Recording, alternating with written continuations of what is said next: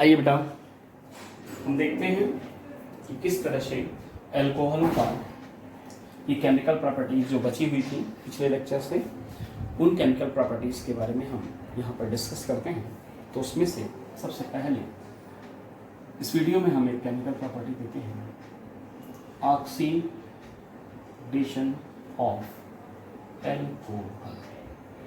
बेटा ऑक्सीडेशन का मतलब होता है सीधी सी सबसे simple definition, addition of oxygen, oxygen का जुड़ना।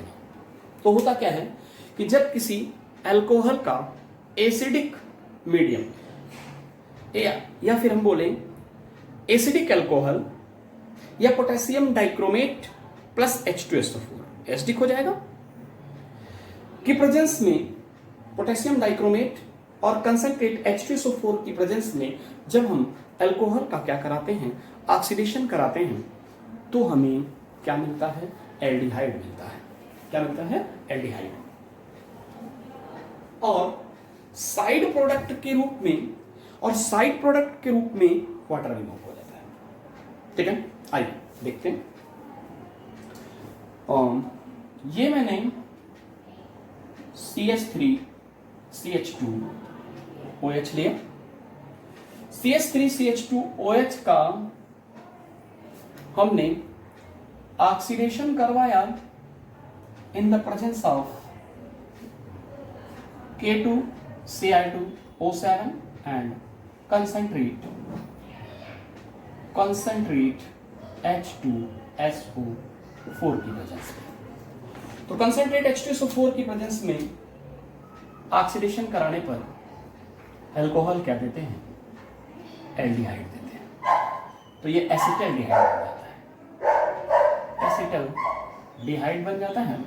और इस एसिटल्डिहाइड का CH3CHO का अगर हम ऑक्सीडेशन कराते हैं तो ऑक्सीडेशन कराने पर हमें कार्बोक्सिलिक एसिड मिलता है, CH3COOH मिलता है। ये सिंपल सा व्यू है ऑक्सीडेशन का। याद रहे कि जब किसी प्राइमरी अल्कोहल्स में 2 अल्फा हाइड्रोजन्स होती हैं, जब किसी प्राइमरी अल्कोहल में 2 अल्फा हाइड्रोजन होती हैं, तो primary alcohol acidic sodium dichromate द्वारा, एसिडिक सोडियम डाइक्रोमेट से ऑक्सीडेशन कराने पर पहले एल्डिहाइड देते हैं, जो फर्दर ऑक्सीडेशन कराने पर क्या देते हैं, कार्बोक्सिलिक एसिड देते हैं, जैसा कि मैंने अभी आपको इसमें दिखाया हुआ है।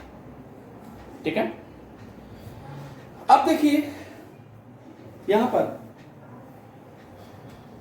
अगर हमारे पास इसका ऑक्सीडेशन हम ऐसे भी करा सकते थे, R किसी अल्कोहल का RCH2OH in the presence of KMnO4। Oxidizing agent क्या ले लिया, KMnO4 ले लिया, ऑक्सीडेशन कराया, ये नेसेंट ऑक्सीजन है, ऑक्सीडेशन कराया, RCOOK मिलता है। ठीक है ना, तो कार्बोक्सिलिक अम्ल का एक सॉल्ट मिल जाता है। Secondary alcohol acidic sodium dichromate द्वारा जब ऑक्सीडाइज कराया जाता है, ऑक्सीडेशन कराया जाता है, तो कीटोन देते हैं। जब देखिए सेकेंडरी अल्कोहल्स, ये सेंटर में कार्बन ले लीजिए, आपको पता है कि कार्बन की वैलेंसी 4 होती है, एक बॉन्ड पर OH, एक बॉन्ड पर H, सेकेंडरी अल्कोहल है, तो बाकी बचे हुए 2 बॉन्ड्स पर क्या लगा दीजिए, एल्केन ग्रुप लगा दीजिए, बन गया सेकेंडरी अल्कोहल। सेकेंडरी अल्कोहल बन गया। इस सेकेंडरी अल्कोहल का सोडियम डाइक्रोमेट की प्रेजेंस में Na2Cl2O7 कंसंट्रेट H2SO4 की प्रेजेंस में हमने क्या कराया, ऑक्सीडेशन कराया।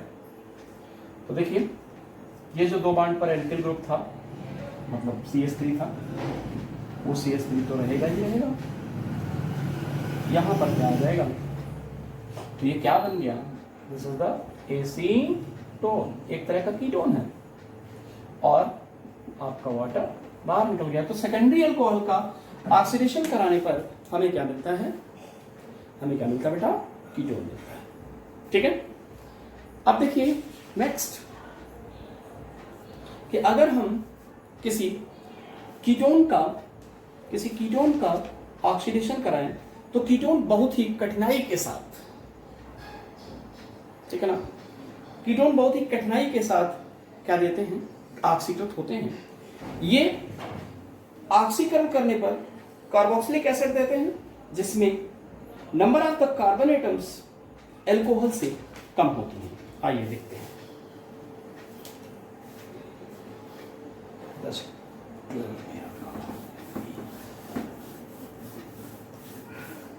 तो देखिए ये आपने CH3 C सिंगल बॉन्ड, ये वाला ऐसे भी लिख सकते हैं। ये कीटोन हो गया। कीटोन का आपने ऑक्सीडेशन कराना चाहा, जब कीटोन का आप ऑक्सीडेशन कराते हैं तो बहुत रेयरली, मैंने भी बोला, CH3 COOH CO2 plus H2 बहुत कठिनाई से ये होते हैं।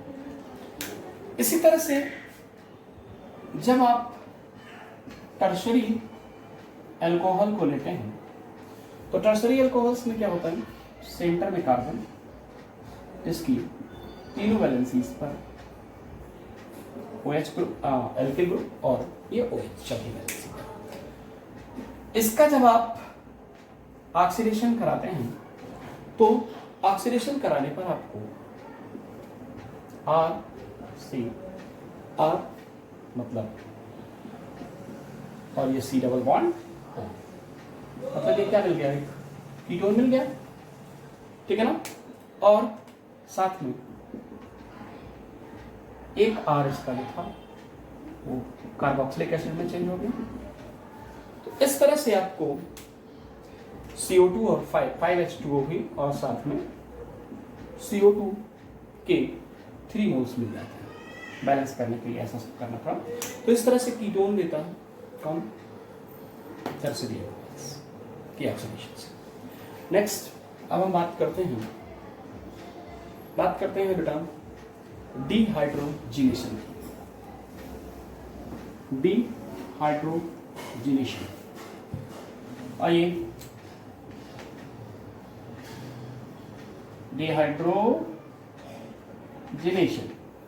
डिहाइड्रोजिनेशन क्या होता है, अल्कोहल्स की वेपर को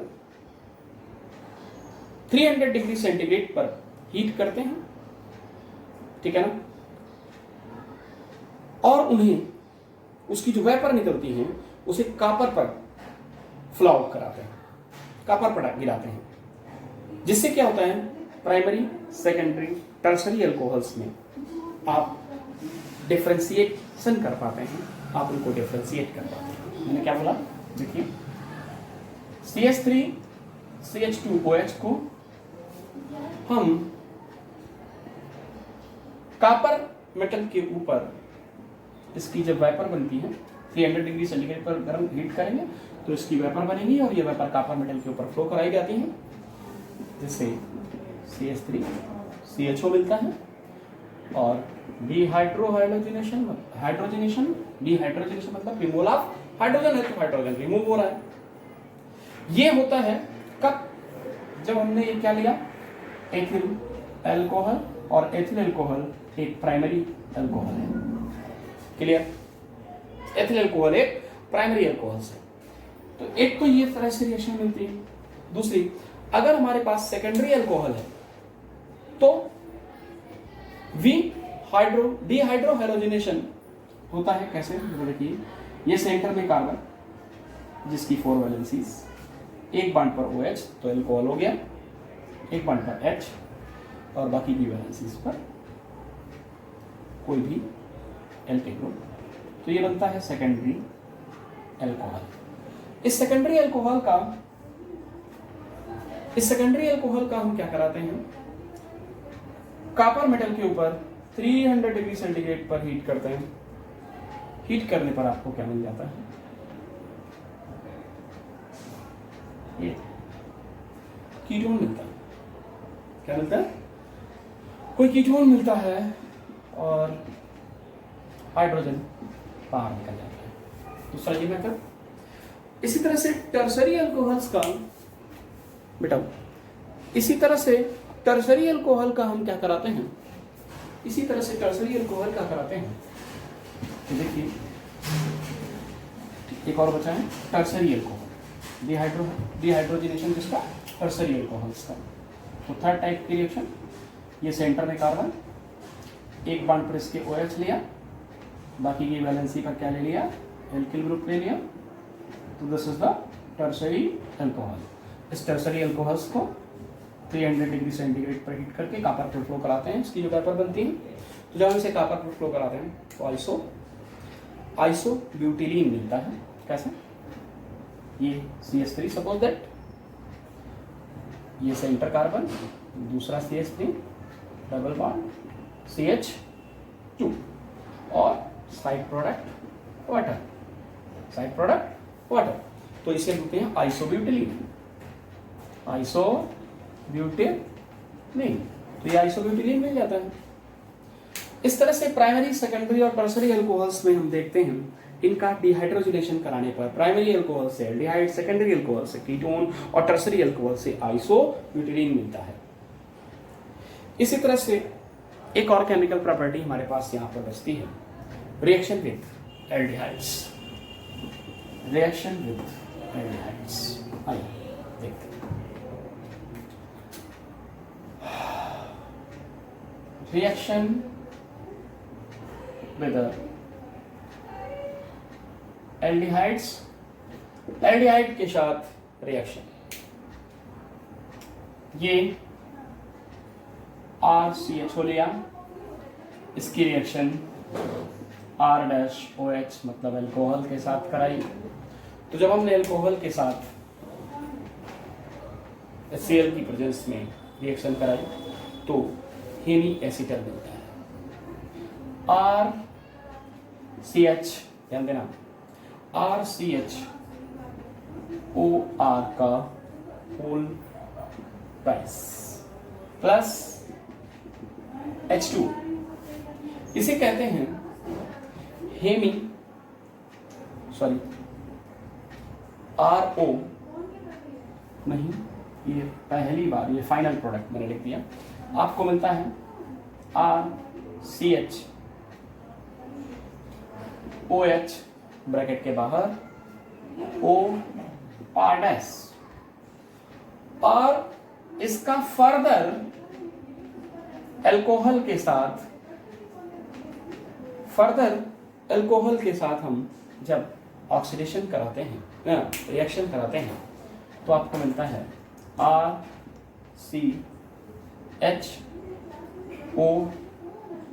का होल ट्वाइस प्लस H2। तो ये जो पहली बार में कंपाउंड बनता है, जो इंटरमीडिएट कंपाउंड होता है, इसे कहते हैं हेमी एसीटल, और सेकेंडरी कंपाउंड क्या कहलाता है, एसीटल, एसीटल। ओके, तो इस तरह से ये हेमी एसीटल और एसीटल भी हम बना सकते हैं इससे अल्कोहल्स की केमिकल प्रॉपर्टीज में। जब अल्कोहल की रिएक्शन एल्डिहाइड्स के साथ कराते हैं, काफी इंपॉर्टेंट रिएक्शंस हो जाती हैं ये हेमी एसीटल और एसीटल की। अब हम इसके बाद यहाँ पर आपको थोड़ा डिस्कस करते हैं।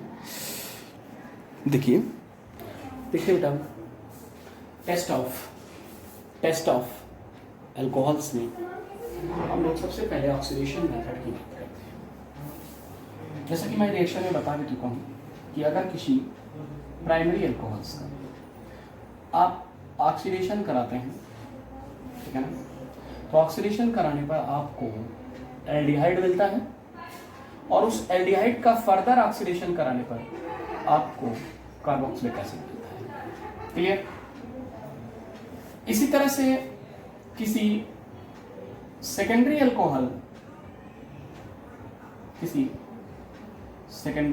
अल्कोहल का ऑक्सीडेशन जब आप कराते हैं तो आपको एसीटोन मिलता है। जब देखिए क्या मिलता है, एसीटोन मिलता है। और अगर आप टर्सरी अल्कोहल ले लेते हैं, क्या लेते हैं, तो टर्सरी अल्कोहल में इनकी तीनों वैलेंसीज पर R और ये इस तरह से OH, जब आप इसका ऑक्सीडेशन कराते हैं तो आपको पहले तो मिलता है acetone main product plus RCOOH carboxylic acid मिलता है और plus 3CO2 plus 5H2। Generally ये रिएक्शंस आपको देखने को मिलती हैं। यहाँ पर 12 ऑक्सीजन लेने पड़ते हैं अगर टर्सरी ब्यूटाइल अल्कोहल्स हम लेकर जाते हैं। इस तरह से एक टेस्ट, इसी प्रकार एक टेस्ट और होता है जिसे हम लोग ल्यूकास टेस्ट कहते हैं। टेस्ट तो बहुत सारे हैं लेकिन एक टेस्ट अभी जस्ट मैं केमिकल प्रॉपर्टी में एक्सप्लेन कर चुका हूँ, डिहाइड्रोजनेशन वाला, इसलिए उसे मैं यहाँ नहीं बताना चाहूँगा। ल्यूकास टेस्ट जब देखिए, ल्यूकास टेस्ट, ल्यूकास टेस्ट क्या है? एक ल्यूकास नाम के साइंटिस्ट थे, इन्होंने सबसे पहले ये बताया कि अल्कोहल्स की हाइड्रोक्लोरिक एसिड के अगेंस्ट रिएक्टिविटी का जो सीक्वेंस है वो क्या होता है, सबसे ज़्यादा रिएक्टिव टर्सरी अल्कोहल्स और टर्सरी अल्कोहल्स से कम रिएक्टिव होते हैं सेकेंडरी अल्कोहल्स और सेकेंडरी अल्कोहल से भी कम रिएक्टिव होते हैं प्राइमरी अल्कोहल्स। ओके, ये रिएक्टिविटी का सीक्वेंस होता है। अब बात करते हैं कि ये ल्यूकास रीजेंट्स क्या है। जिंक क्लोराइड ZnCl2 और HCl हाइड्रोक्लोरिक एसिड का जो मिक्सचर होता है उसे कहते हैं ल्यूकास रीजेंट्स। इस ल्यूकास रीजेंट्स की रिएक्शन हम किसके साथ कराते हैं? प्राइमरी, सेकेंडरी और टर्सरी अल्कोहल्स के साथ कराते हैं। अगर हम किसी दिए गए गिवन अल्कोहल्स को लेकर उसे ल्यूकास रीजेंट्स के साथ रूम टेम्परेचर पर रिएक्ट करते हैं, ठीक है ना, नेचुरल टेम्परेचर और प्रेशर पर हीट करते हैं, रिएक्ट करते हैं, ठीक है, तो अल्कोहल की थोड़ी सी मात्रा ल्यूकास रीजेंट्स मिलाने पर क्या होता है, थोड़ी सी भी मात्रा ल्यूकास रीजेंट्स की मिलाने पर कुछ ही सेकंड में रिएक्शन हो जाती है। यानी कि 20 से लेकर 30 सेकंड के अंदर आपको मिलता है टर्बेट लिक्विड। दैट मीन्स रिएक्शन हो गई। तो अगर ऐसा होता है तो इसका मतलब ये गिवन कंपाउंड या गिवन अल्कोहल टर्सरी अल्कोहल था। लेकिन अगर आप अल्कोहल के साथ ल्यूकास रीजेंट को मिक्स करते हैं और मिक्स करने के बाद लगभग आपको 4 to 5 मिनट में आपको क्या मिलता है? टर्बेट लिक्विड मिलता है। तो दैट मीन्स गिवन अल्कोहल, दिया गया अल्कोहल क्या है? सेकेंडरी अल्कोहल है, ठीक है ना। इसी तरह से अगर आपको कोई अल्कोहल दिया जाता है और आप उसे ल्यूकास रीजेंट्स के साथ हीट भी कर देते हैं, रूम टेम्परेचर को छोड़ो, हीट कर देते हैं, ठीक है ना, तब भी वो क्या नहीं देता? नो चेंज या ट्रांसपेरेंट लिक्विड। आपको ट्रांसपेरेंट लिक्विड मिलता है, इसका मतलब है कि given alcohol is the primary alcohol. कि वो गिवन अल्कोहल क्या है? Primary alcohol. तो इस तरह से हम प्राइमरी, सेकेंडरी और टर्सरी अल्कोहल्स की, प्राइमरी, सेकेंडरी और बेटा टर्सरी अल्कोहल्स का आइडेंटिफिकेशन करते हैं किसके थ्रू? ल्यूकास रीजेंट्स के थ्रू, ठीक है।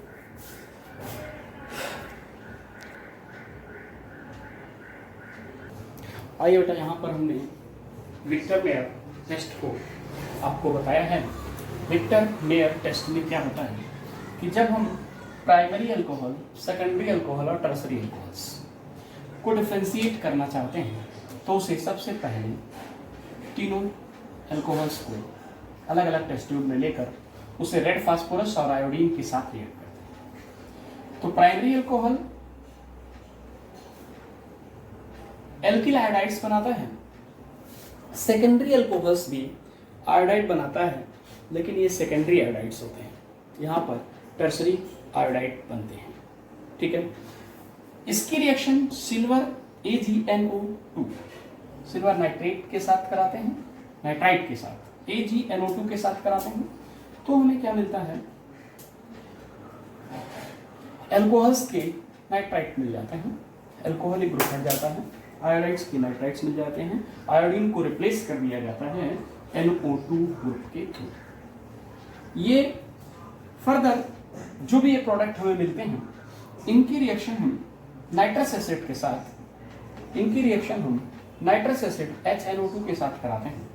HNO2 के साथ कराने पर यहां पर हमें प्राइमरी अल्कोहल्स में एल्किल नाइट्रोलिक मिलता है। क्या मिलता है?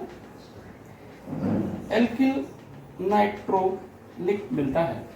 ये एल्किल नाइट्रोलिक अगर NaOH के साथ रिएक्ट कराया जाता है तो रेड कलर का हमें क्या मिल जाता है, सॉल्यूशन मिलता है।